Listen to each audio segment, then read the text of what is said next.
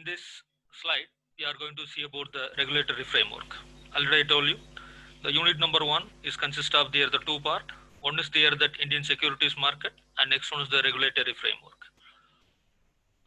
Any market is established under the governmental control or governmental norms, means it should have the regulations.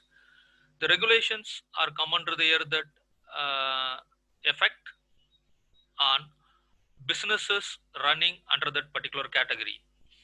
These regulations are explained detailed in the various laws. So in this regulatory framework, we are going to see about the major and most important laws who are going to be helping the Indian securities market performing well and without the default are going to be discussed. So the first one is in the regulatory framework is Securities Contracts Regulation Act 1956. So it is very important that year and there that within a bracket meaning of the act and all, because it will be keep on changing in the futures. So Securities Contract Regulation Act 1956.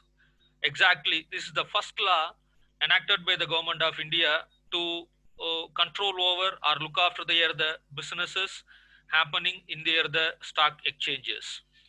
This particular act provides for direct and indirect control of virtually all aspects of securities trading and the running of stock exchanges. It prevents undesirable transaction in securities by regulating the businesses of securities dealing and trading. Because of this particular effect, this particular act, SCR Act 1956, it's having the things. First one is granting recognition to stock exchanges. Granting recognition to stock exchanges. Already I told you in the previous slides, it is very important that the SCRA is providing the rights to providing a registration to the stock exchanges, which means association of the stockbroker. They have come and apply and getting their recognition from the SEBI for start up the stock exchanges. And second one, corporatization and demutualization, which is the most important one. Corporatization and demutualization. Corporatization means the company is going to become performing professionally, and the demutualization means that is very important. The owners, exactly they're saying, the owners of stock exchanges are brokers. So brokers mean stockbrokers. Stockbrokers are permitted to act as a brokers for the various deal. They are permitted to buy and sell the securities. Once these brokers become the members of the particular stock exchange, there is a possibility of doing wrongdoings.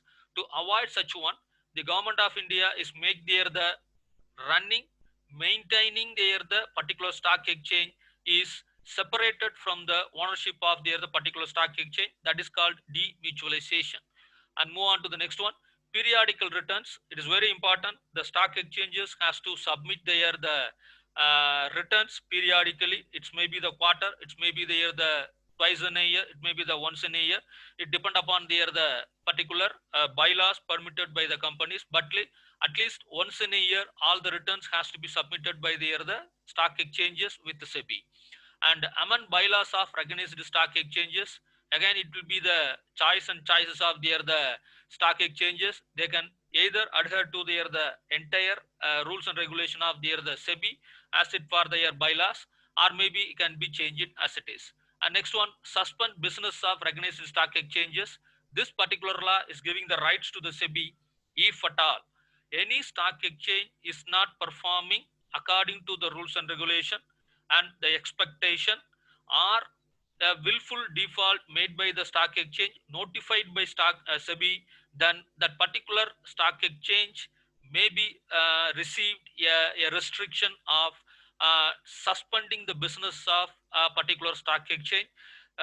This right is given by SRA Act to the SEBI.